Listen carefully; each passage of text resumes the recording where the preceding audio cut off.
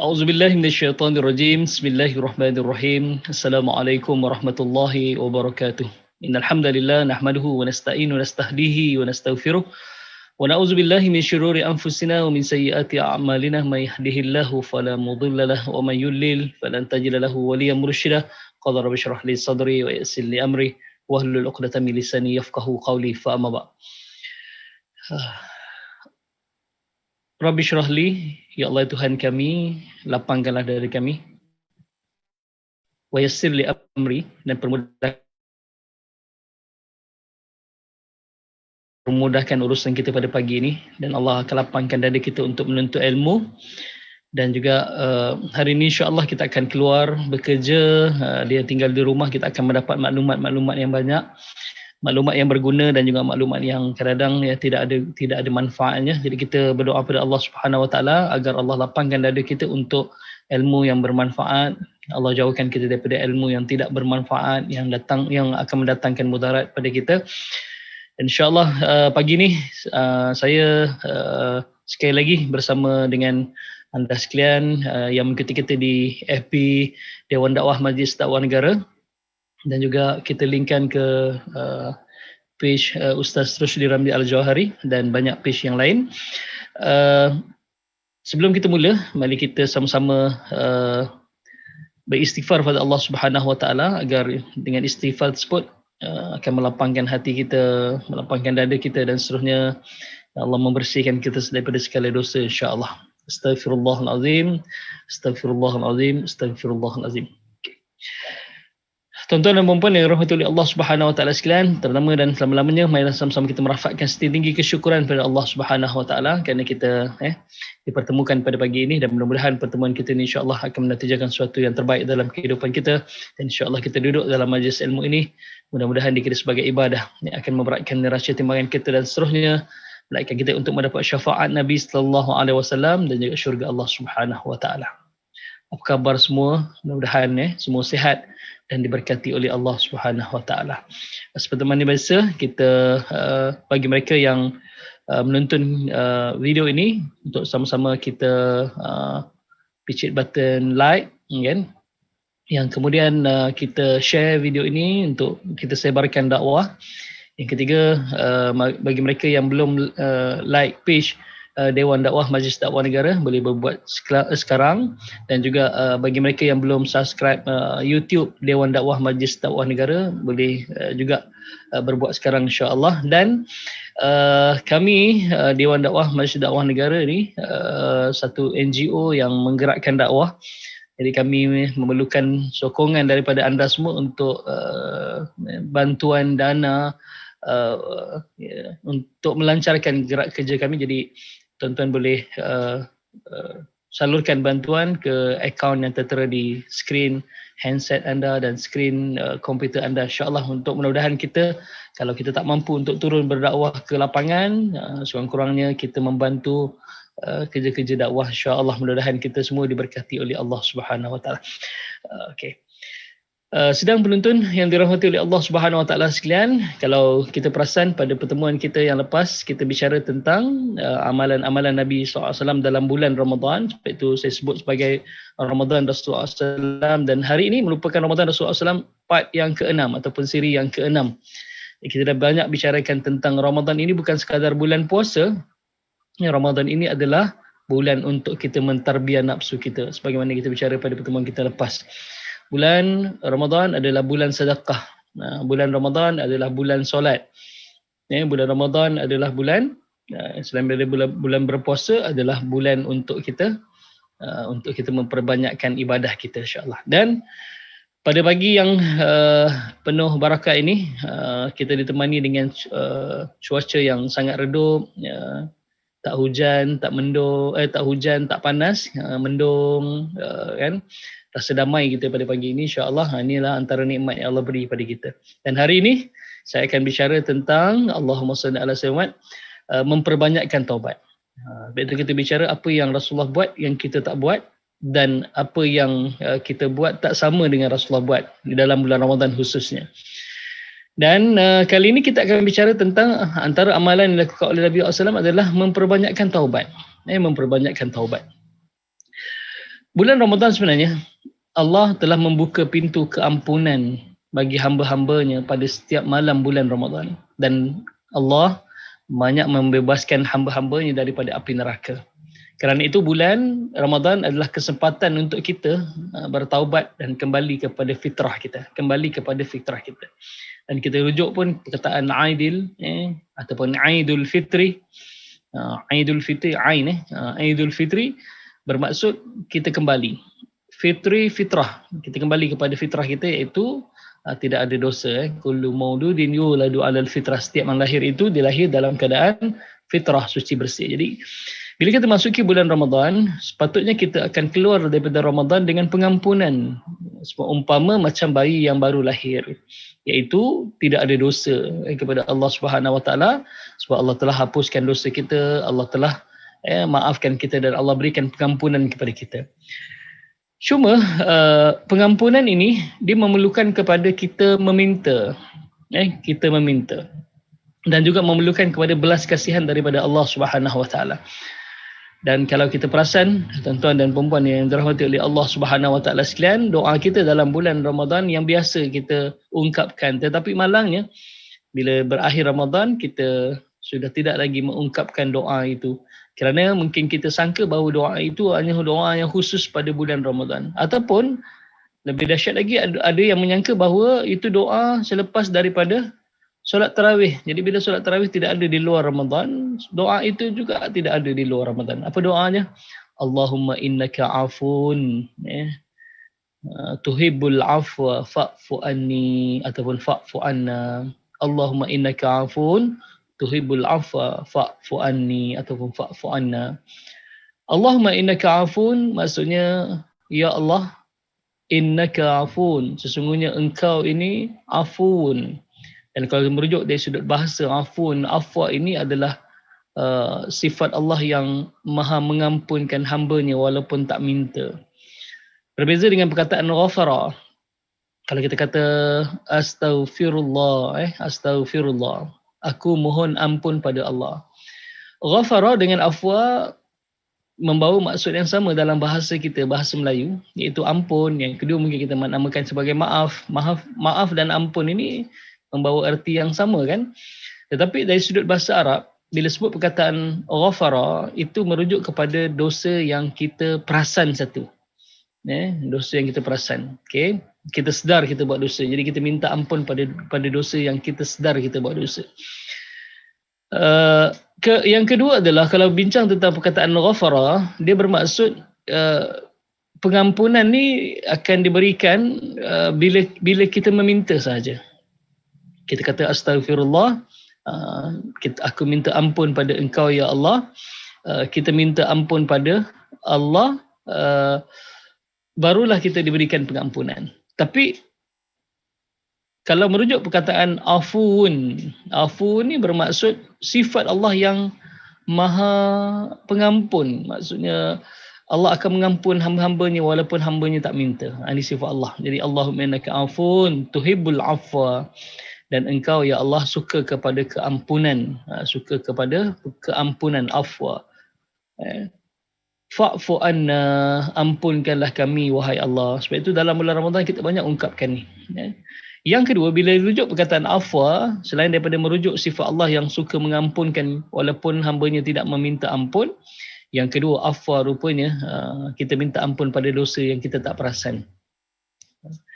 Dalam duduk antara dua sujud, Rabbi firli warhamni wajburni warfa'ni warzuqni wahdini wa'afini wa'fu anni. Pertama sekali adalah Rabbi firli, ada perkataan ghafara. Yang akhir fa'fu anni, ada perkataan afwa. Apa hikmah ada dua perkataan ampun dalam doa ataupun wirid di antara duduk di antara dua sujud. Duduk di antara dua sujud. Rupa-rupanya perkataan Rabbi firli yang pertama itu kita minta ampun pada dosa kita yang kita sedar. Fa'fu anni, kita minta ampun juga pada Allah atas dosa yang kita tak sedar. Kita tak sedar. Sebab itu hikmah kenapa ada dua kalimah yang membawa maksud ampun ataupun maaf. Dalam doa ataupun wirid ketika mana duduk antara dua sujud. Inilah hikmatnya. Jadi Allah Subhanahu Wa Taala dalam bulan Ramadan, Allah mengampunkan dosa-dosa hamba-Nya walaupun hamba-Nya tidak minta ampun. Walaupun hamba-Nya tidak, sebab sifat Allah yang Maha Pengasih, sifat Allah yang Maha Pemurah, sifat Allah yang Maha menerima taubat. Jadi Allah redha, Allah sayang, Allah ada belas kasihannya kepada seluruh hamba-Nya, lebih-lebih lagi pada bulan Ramadan. Dan kalau kita rujuk pada satu kisah yang panjang berkenaan dengan bila kita bicara Ramadan ini datang, memang tujuannya untuk menghapuskan dosa-dosa manusia. Kita dah bicara di awal dulu, perkataan Ramadan dia berasal dari kalimah ramda'u, iaitu panas membakar. Dinamakan bulan ini oleh orang-orang Arab terdahulu kerana cuaca ataupun suhu yang melampau kepanasannya ketika itu. Jadi Ramadan berasal dari kalimah ramda'u, iaitu panas membakar. Tetapi bila Nabi SAW datang, Islam datang, Nabi SAW mengekalkan nama Ramadan itu, dan Allah pun mengiktiraf dalam Al-Quran, Syahrul Ramadan alladhi unzila fihi Al-Quran. Bulan Ramadan, bulan yang diturunkan padanya Al-Quran. Jadi Ramadan, ya asalnya Ramda itu bukan lagi panas membakar, tetapi dia adalah membakar dosa-dosa manusia. Jadi Ramadan adalah bulan untuk membakar ataupun menghapuskan dosa-dosa manusia. Dan bila kita keluar daripada Ramadan, dipanggil Aidul Fitri, berlaku pada bulan Syawal. Syawal ini bermaksud ada dua makna. Yang pertama, Syawal bermaksud naik. Kalau orang Arab terdahulu namakan bulan ini dengan bulan Syawal, kerana ada satu peristiwa yang pelik berlaku pada bulan ini, tidak berlaku pada bulan-bulan lain, adalah ekor unta mereka naik. Bila diletakkan barang di atas belakangnya ataupun dipukul belakang unta ini, ekornya berdiri tegak, seumpama macam tiang bendera. Jadi pelik perkara ini, tidak berlaku pada bulan-bulan yang lain. Jadi namakan bulan ini bulan Syawal. Tetapi Nabi SAW dan Islam mengekalkan maksud Syawal itu bukan lagi naik ekor unta, tetapi naik peningkatan amalan manusia. Sebab kita telah melalui sebulan Ramadan. Kemudian naiknya darjat keimanan daripada Muslim yang biasa kepada mukmin, dan yang tertinggi adalah muttaqin, matlamat kepada Ramadan itu sendiri. Sebagaimana disebut dalam surah Al-Baqarah ayat 183, yang kita biasa dengar, ya ayyuhallazina amanu kutiba alaikumus shiyam kama kutiba alal ladzina min qablikum la'allakum tattaqun. Difardukan kepada kita berpuasa sebagaimana difardukan kepada orang-orang terdahulu sebelum kamu, dan matlamat kepada Ramadan disebut pada perkataan la'allakum tattaqun, mudah-mudahan kamu jadi orang yang bertakwa. Jadi mudah-mudahan kita keluar daripada Ramadan ini jadi orang-orang yang bertakwa, orang yang takut pada Allah Subhanahu Wa Taala. Sebab itu kita dilatih dengan berpuasa. Walaupun tidak ada orang melihat kita makan, tapi kita tetap berpuasa sebab kita takut pada Allah. Adakah kita melihat Allah? Tak. Adakah kita melihat namanya dosa? Tak. Sebenarnya kita telah beriman dengan perkara yang gaib sebenarnya. Sebab itu inilah nak dilahirkan bulan Ramadan, supaya kita benar-benar takut pada Allah Subhanahu Wa Taala. Dan inilah kejayaan Ramadan sebenarnya. Okay. Syawal yang kedua bermaksud buang, iaitu Allah akan buang, Allah akan hapuskan dosa manusia ataupun campak. Syawal ni maksudnya buang ataupun campak. Allah akan campak dosa manusia dan Allah hapuskan dosa manusia. Tetapi ada orang yang bila masuk dalam bulan Ramadan, bila keluar daripada Ramadan, tetap tidak dapat pengampunan daripada Allah Subhanahu Wa Taala. Orang-orang seperti ini disebutkan dalam hadis daripada Abu Hurairah radhiyallahu an. Saya baca terjemahannya. Ketika Nabi SAW menaiki mimbar, baginda berkata amin, amin, amin sebanyak 3 kali. Baginda ditanya oleh para sahabat, wahai Rasulullah, apabila engkau menaiki mimbar, engkau telah berkata amin, amin, amin, dan perkara ini tidak pernah dilakukan oleh Nabi SAW sebelum ini. Maka Rasulullah SAW menjawab, sesungguhnya Jibril AS datang kepada aku. Lalu Jibril berkata, barang siapa yang bertemu dengan bulan Ramadan dan tidak diampunkan baginya, dia akan dimasukkan ke dalam neraka serta dijauhkan daripada rahmat Allah Subhanahu Wa Taala. Katakan, wahai Muhammad, amin. Katakan wahai Muhammad, amin. Maka aku pun katakan amin. Dan kata Nabi SAW lagi, dan barang siapa yang sempat dengan kedua ibu bapanya tetapi tidak berlaku baik kepada mereka, kemudian dia meninggal, maka dia akan dimasukkan dalam neraka serta dijauhkan daripada rahmat Allah Subhanahu Wa Taala. Maka katakan amin wahai Muhammad, maka aku pun katakan amin. Dan barang siapa kata malaikat Jibril disebut kepadanya nama kamu dan dia tidak berselawat kepadamu, maka dia akan dijauhkan daripada rahmat Allah Subhanahu Wa Taala. Katakan amin wahai Muhammad, lalu aku katakan amin. Hadis ni hadis sahih. Okey. Kalau kita merujuk pada hadis ni, yang pertama sekali adalah barang siapa yang bertemu dengan bulan Ramadan, kemudian tidak diampunkan oleh Allah Subhanahu Wa Taala dengan Ramadan tersebut. Bila kita sebut tidak diampunkan dengan Ramadan, rupa-rupanya Ramadan memang datang untuk menghapuskan dosa-dosa manusia. Bulan Ramadan memang Allah sediakan untuk menghapuskan dosa-dosa manusia. Sebab itu kita kena memperbanyakkan taubat pada Allah Subhanahu Wa Taala.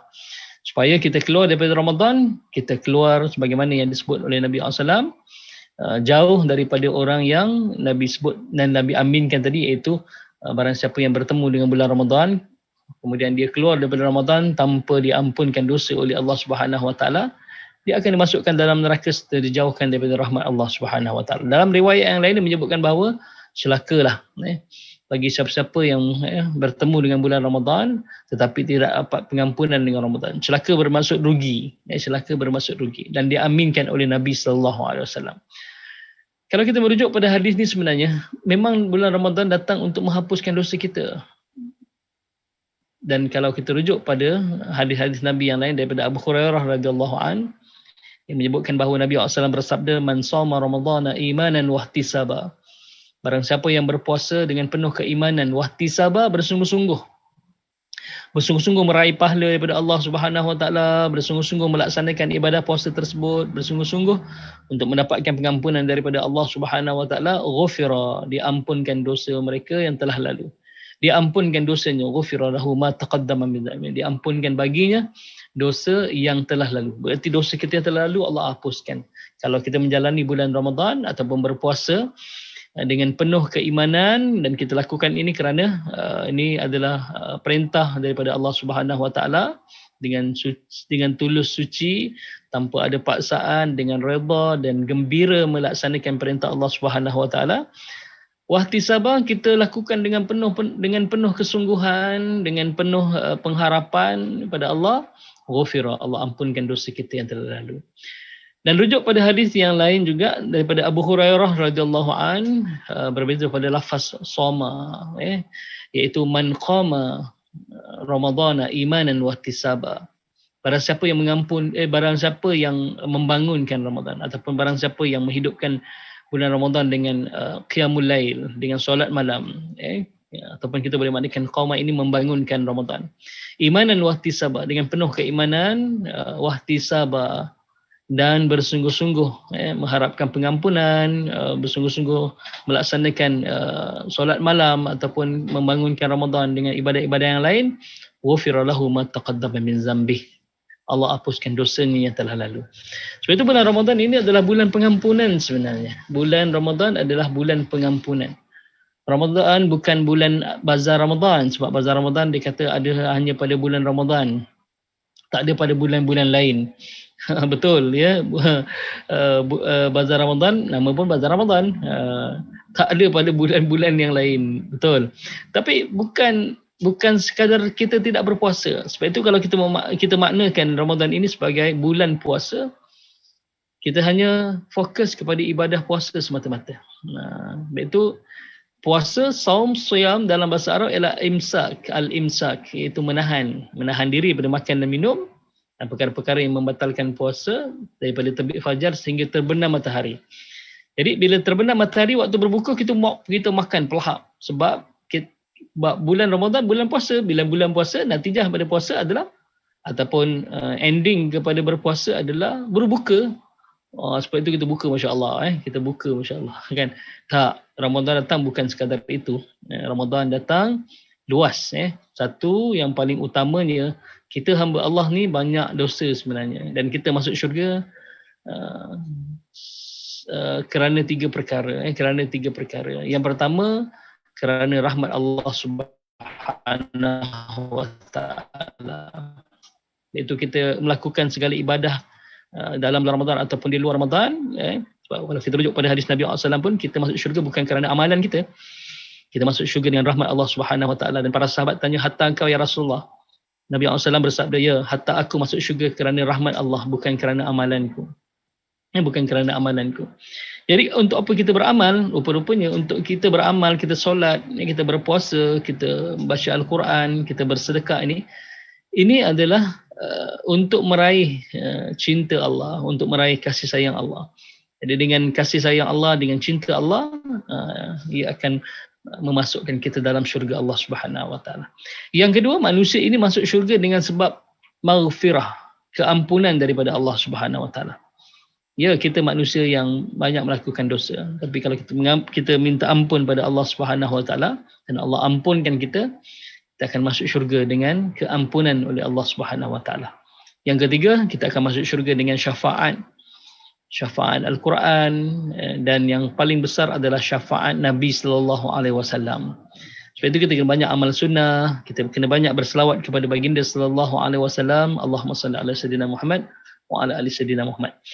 Kita banyak berselawat kepada Nabi SAW. Mudah-mudahan Nabi kenal kita, Nabi bantu kita dengan syafaatnya yang akan menyelamatkan kita daripada terjerumus dalam neraka Allah Subhanahu wa taala. Sebab itu kita ambil peluang dalam bulan Ramadan yang penuh barakah ini, kita ambil peluang dalam bulan Ramadan yang hanya berbaki 8 hari sahaja lagi, 8 hari, seminggu lebih kurang 8 hari untuk kita memasuki bulan Ramadan, dan jangan lepaskan bulan Ramadan ini walaupun seinci daripada kita bertaubat dan kita beristighfar dan kita minta ampun pada Allah Subhanahu wa taala.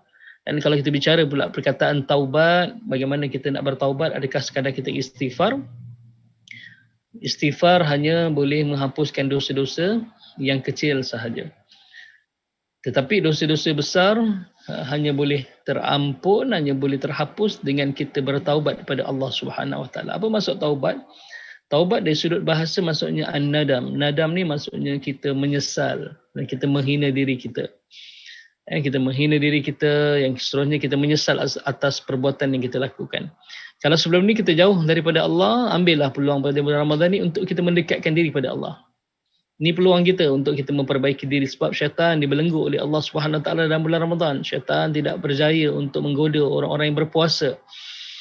Sebab itu kita kena ambil peluang ini untuk kita memperbaiki diri dan minta ampun pada Allah Subhanahu Wa Taala tanpa ada gangguan, tanpa ada bisikan.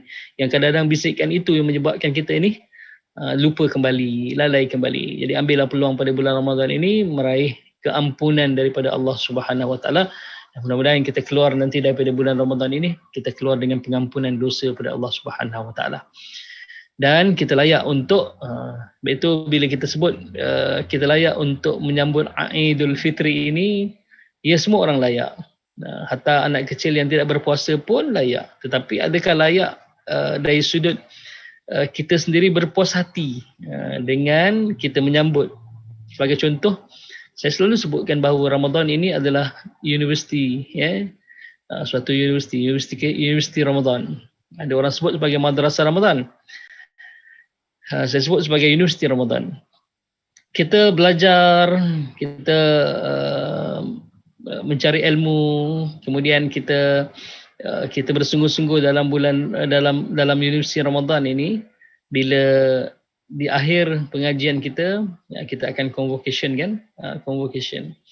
Kalau kita hanya sekadar cukup makan, ataupun kita rasa kita ni sekadar berpuasa, tak makan, kemudian kita tak minum, tetapi bila sampai Aidul Fitri, iaitu hari convocation kita adalah orang yang paling sibuk sekali, orang yang paling teruja tahap gaban teruja lebih-lebih pula, sedangkan dia ni lulus pun cukup makan, ya Allah, lulus pun cukup makan. Tapi tak apa, dia lulus kan, lulus pun cukup makan.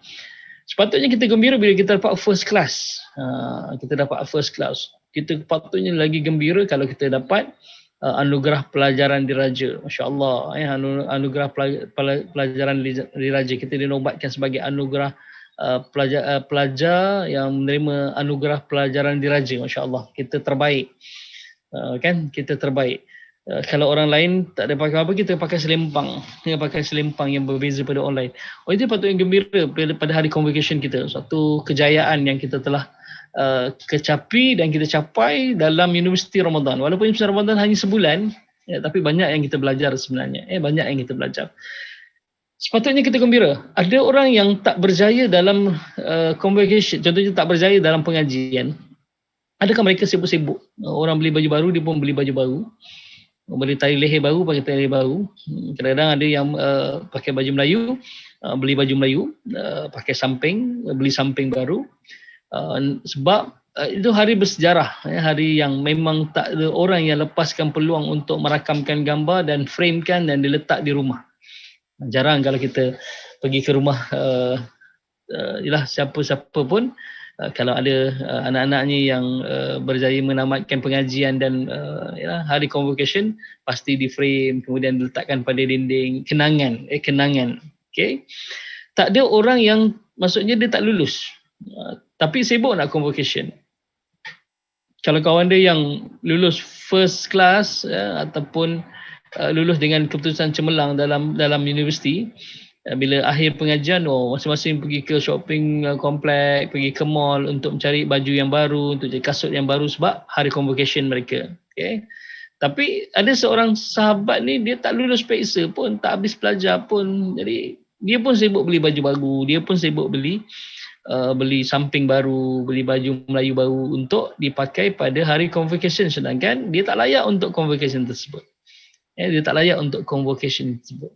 Sebab itu Allahumma salli alaihi wasallam, itulah umpamanya. Macam kalau kita ini tidak berjaya dengan Ramadan, kita tidak berjaya meraih keampunan Allah Subhanahu Wa Taala, kita tidak berjaya melalui Ramadan dengan terbaik, adakah kita benar-benar adakah kita layak untuk pakai baju baru, adakah kita layak untuk samping baru, adakah kita layak dengan kasut baru, kan?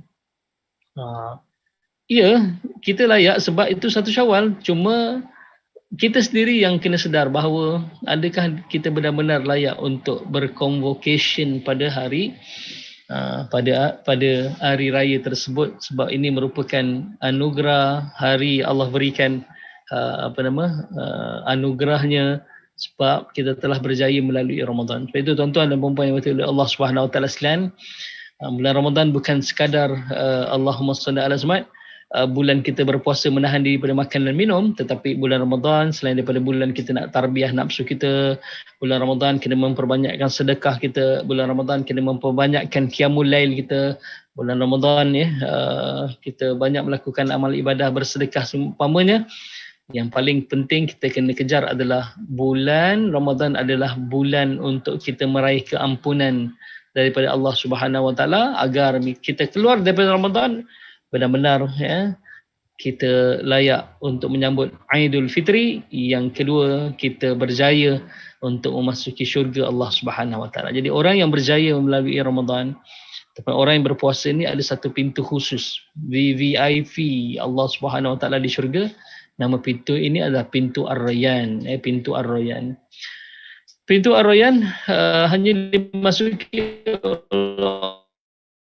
orang yang berjaya, yang diberikan kepada orang-orang yang berpuasa, yang menjalani ibadah puasa dengan terbaik.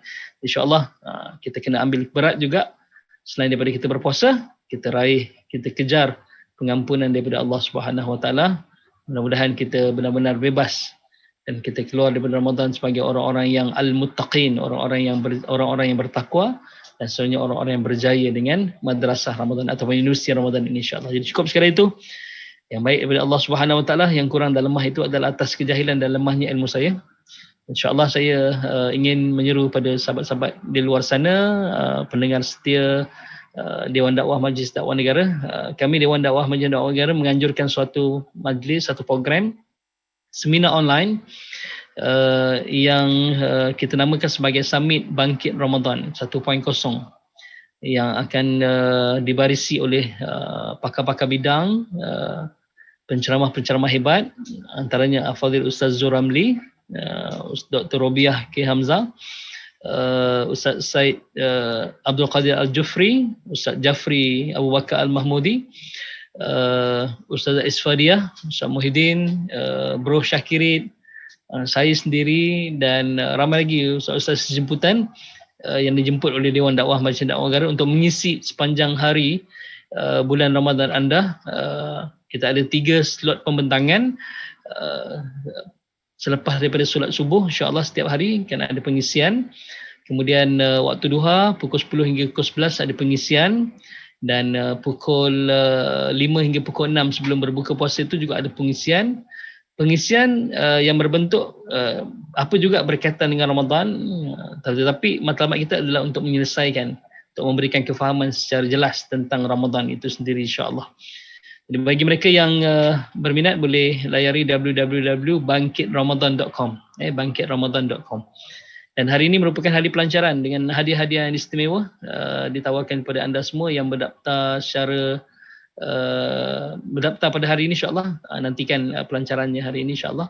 Dan mudah-mudahan Summit Bangkit Ramadan ataupun kita panggil Sabar SBR 1.0 ini akan menjadi teman setia anda sepanjang bulan Ramadan. Selain daripada tuan-tuan beribadah, tapi ada pengisian, insya-Allah, sepanjang Ramadan yang diisi oleh pakar-pakar daripada Dewan Dakwah Majlis Dakwah Negara, insya-Allah. Jadi cukup sekali itu. Yang baik daripada Allah Subhanahu Wa Taala, yang kurang dan lemah itu adalah atas kejahilan dan lemahnya ilmu saya. Aku qouli hadza wa astaghfirullah li wa lakum. Assalamualaikum warahmatullahi wabarakatuh. Jumpa lagi. Selamat menyambut Ramadan.